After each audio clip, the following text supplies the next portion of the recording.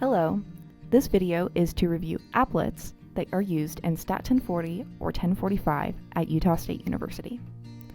The first applet you are introduced to while taking these classes is the Descriptive Statistics applet. So I'm going to go ahead and head over to isistats.com. I just like to type in ISI applets into Google and click on the Descriptive Statistics applet. The entire point of this applet is to summarize data. So I have data here prepared.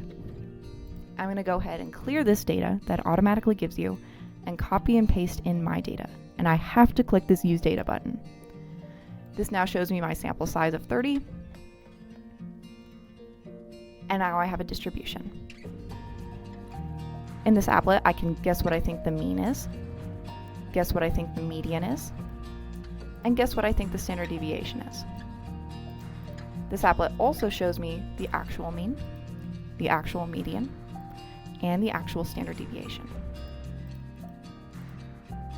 I can look at what the interquartile range is, and even delete a point. So if I wanted to compare how the means differed if I got rid of this point, I just go ahead and click delete, and now I can see how my mean changed. But now I want that point back, so I'm going to go ahead and click revert.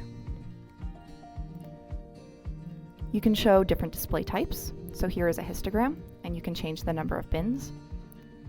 A good number of bins I would say to have is anywhere from 15 to 30. You can also add a box plot, which shows you your 5-number summary, and it can show you your outliers. So in this case, we have one nice little outlier. And that is what you use the Descriptive Statistics applet for. The next applet you're introduced to is the one proportion applet. A university claims that at least 60% of its students prefer online homework over paper assignments. A statistics student is skeptical of this claim and thinks less than 60% of students prefer online homework. They randomly survey 150 students and find that 81 students say they prefer online homework. So I'm going to go ahead and open up the one proportion applet. My null hypothesis was that it was 60%, so I'm going to change this to a 0.6. I have 150 tosses, so my sample size is 150. And you always want to make this at least 1,000. I'm going to click Draw Samples. I like to turn off Show Animation. Sometimes it kind of freaks out if you don't. And because my statistic was given to us as a number, 81 students, and not a proportion, I'm going to leave this as number here. And I'm going to put in 81 and click Count. I need to look at what my research question is. In this case, we're looking at less than. So I'm going to change this symbol to less than. And this is my simulated p-value. Because my validity conditions are met, I can use the theory-based p-value. And this also gives me my standardized statistic. If I wanted to have two-sided data, I would click this button and these automatically change. And that's how you use the one proportion applet. The next applet you're introduced to is the one mean applet. In his 1868 book, German physician Karl August Wunderlich established what has since been considered the average healthy human body temperature at 98.13 degrees Fahrenheit. Recent studies suggest that the body temperature has decreased since then. In one recent study, there was recorded to be a sample size of 10 students with an average body temperature of 97.81 degrees Fahrenheit and a standard deviation of 0.182 degrees Fahrenheit. So I'm going to go ahead and go to my one mean applet. And in this applet, unless you are given the data in one of these things, you're always going to have to copy and paste it in. So I have my data available here, and I'm going to go ahead and copy and paste it in. You must click Use Data. So this is my population data. My population in this case was not very large, only a population size of 30. So maybe he was using his specific class and decided that that was his population. So this is my population data. Now I'm going to click Show Sampling Options, and we're going to look at number of samples. We always want at least 1,000 samples. And my sample size was 10. So we're going to leave this as 10. And now I'm going to click Draw Samples. This is my most recent sample, so this is only one of the 1,000 samples that we did. And this is my null distribution, or my sampling distribution.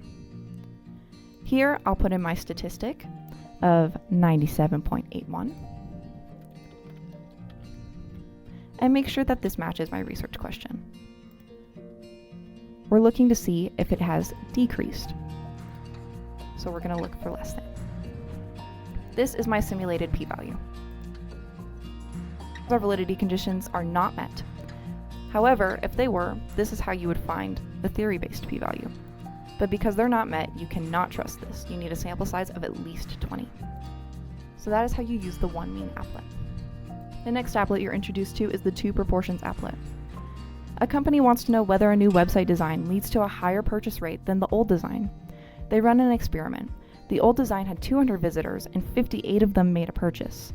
The new design had 220 visitors and 79 of them made a purchase. So we're going to go ahead and navigate to the two proportions applet. I always like to change these labels on this table. So in this case, we're going to make it, you always put your explanatory variable at the top. So old and new design. And then here will be purchase and no purchase. You always want these to be one word, otherwise the applet freaks out and does not like it. And then you have to click Use Table. Here is my bar graph. We've defined a purchase to be a success and a not purchase to be a failure. And we want to make sure that we're looking at old minus new, because that's what our research question says. So here is what our statistic is, 0.136. We always want this to say difference in proportions unless the question that you're looking at specifies differently.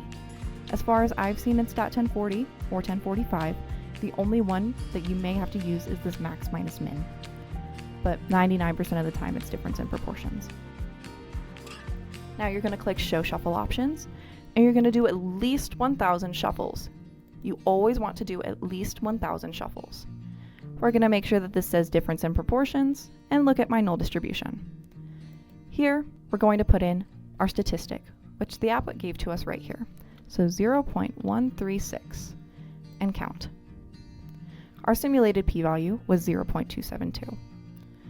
Because our validity conditions are not met, you normally don't want to do this, but here's our theory-based p-value, along with the standardized statistic. That is how you use the two proportions applet.